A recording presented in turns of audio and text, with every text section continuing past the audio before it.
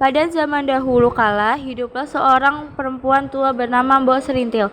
Dia hidup sebatang kara, tidak mempunyai keluarga. Setiap hari dia mencari kayu bakar di hutan untuk dijual ke pasar. Uangnya hanya cukup untuk makan sehari-hari. Bagi Mbok Serintil itu sudah lebih dari cukup, karena dia hidup sendiri. Mbok Serintil sering kelelahan karena hidupnya yang sudah tua. Siang itu, Mbok Serintil melepas lelah di sebuah batu hutan besar di tengah hutan sambil melamun. Dia menghayal seandainya dia punya anak, tentulah pekerjaannya lebih ringan. Karena ada yang membantu, tapi suami saja tidak punya, bagaimana dia bisa punya anak? Andaikan aku punya anak. Saat Mbok Serintil asik melamun, tiba-tiba raksasa jelek dan bau muncul di hadapannya. Mbok Serintil ketakutan, sampai-sampai dia tidak bisa berdiri, di seluruh tubuhnya bergetar. Dia berpikir jika ajalnya akan segera tiba. Raksasa berkata dengan suara menggelegar, "Woi perempuan tua, aku lapar sekali. Di mana anakmu? Biar aku makan sekarang." Anak? Aku tidak punya anak. Raksasa itu mendekatkan mukanya kepada Mbok Serintil dan Mbok Serintil kebohongan dengan bau mulut raksasa tersebut. Kamu jangan bohong. Mbok Serini menggelengkan kepala. Aku tidak bohong, kamu makan saja aku. Sang raksasa tertawa terbahak-bahak. "Aku tidak mau memakan kamu. Kamu sudah tua dan peyot, dan dagingmu pasti tidak enak. Itu pun kalau kamu punya daging, bisa-bisa gigiku sakit karena menggigit tulang-tulangmu." Kemudian raksasa itu memberikan sebuah kantong kecil berisi biji timun. Kemudian raksasa itu memberikan sebuah kantong kecil berisi biji timun. Tanamlah biji-biji timun ini, konon mereka akan tumbuh dan berbuat salah satu buah berwarna emas. Jika sudah petiklah, di dalam timun itu akan muncul seorang bayi. Rawatlah dia dan berikan makan dengan cukup agar ia tumbuh sehat dan dia berumur 6 tahun. Akan aku datang menagih anak itu, dia pasti akan menjadi santapan paling enak. Paham? Mbok Serintil menerima kantong itu. Sekarang pergilah, bentak raksasa itu. Baiklah, aku akan pergi. Suaranya yang keras membuat Mbok Serintil lari terbirit-birit. Sesampainya di rumah, Mbok Serintil melakukan perintah raksasa. Ia menanam semua biji timun itu di telaga miliknya yang kecil. Setiap hari dia menyiram dan merawat kebun timunnya. Seiring waktu, tanamannya tumbuh subur dan mulai berubah. Benar apa yang dikatakan raksasa. Salah satu buah dari tanamannya berwarna emas. Mbok Serintil memberi perhatian khusus kepada timun emas. Timun emas itu semakin hari berwarna emas dan juga tumbuh besar. Sudah waktunya membelah timun itu. Sudah waktunya buah timun ini aku petik. Mbok Serintil akhirnya memetik timun emas itu dan membelahnya dengan hati-hati. Betapa terkejutnya dia mendapati seorang bayi perempuan menangis di sana.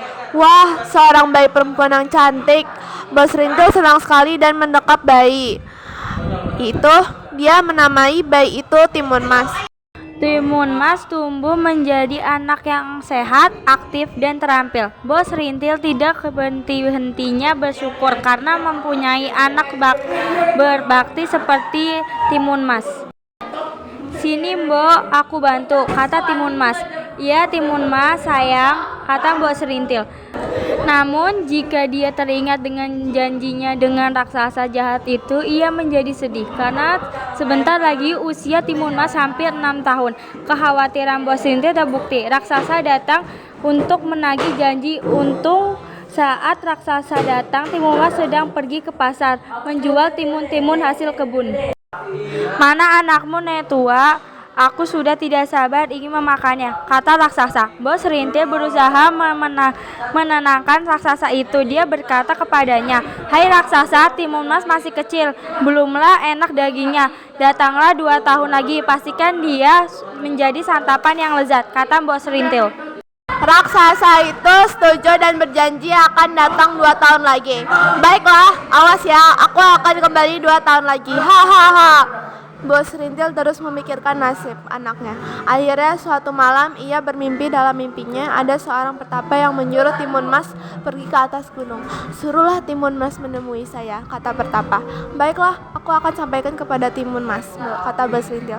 Bos Rintil mengikuti pesan dalam mimpinya. Ia menceritakan semua pada Timun Mas tentangnya janji dengan raksasa.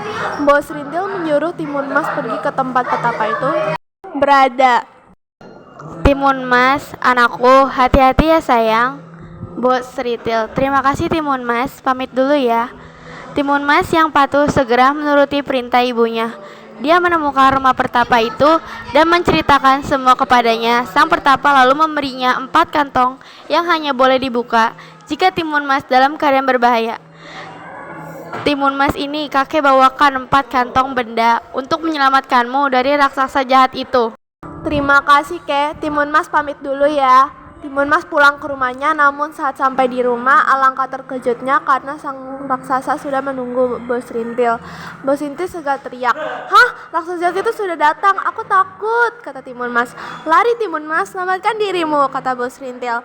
Timun Mas segera berlari. Sang raksasa menjadi teringat pesan yang petapa. "Sebaiknya aku buka kantong yang pertama sekarang." Dia membuka kantong pertama yang ternyata isinya adalah biji timun. Gadis kecil itu menebarkan biji itu dan dalam sekejap ini muncullah kebun timun yang luas dan berbuah ranum. Perhatian raksasa segera teralih, dia memakan timun yang segera. Dan raksasa itu sampai lupa kepada Timun Mas. Namun saat habis raksasa itu teringat akan Timun Mas dan mengejarnya kembali. "Oh, oh, oh, oh, jangan lari gadis. Jangan lari!" Oh, oh, oh, oh. Sang raksasa semakin dekat. Timun Mas menyebarkan isi kantong kedua yang ternyata berisi jarum. "Aku sebarkan jarum-jarum ini saja sekarang." Dan muncullah hutan bambu yang lebat dan runcing. "Hah, aduh, apa-apa ini sakit sekali." Timun Mas menyebarkan isi kantong ketiga yang berisi garam. Dalam sekejap muncullah lautan luas. Sang raksasa berusaha berenang dengan cepat. Kaki-kakinya yang terkena bambu terasa perih, tapi itu tidak menyurutkan tekadnya mengejar Timun Mas. Hei, jangan lari Timun Mas, hei!" Hanya tinggal 1 kantong terakhir dan raksasa baru saja keluar dari laut. Dalam hati Timun Mas, ia menangis dan memohon pada Tuhan untuk melindunginya. "Ya Tuhan, lindungi aku." Dia pun menaburkan isi kantong terakhir yang berisi terasi.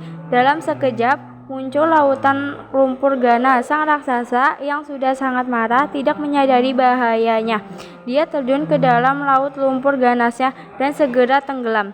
"Ya Tuhan, terima kasih telah menyelamatkan aku dari raksasa jahat itu," kata Timun Mas. Timun Mas kembali ke rumah dan Bos Rintil menyambutnya dengan tangisan bahagia. Mereka pun hidup bahagia berdua sebagai ibu dan anak yang saling mengasihi.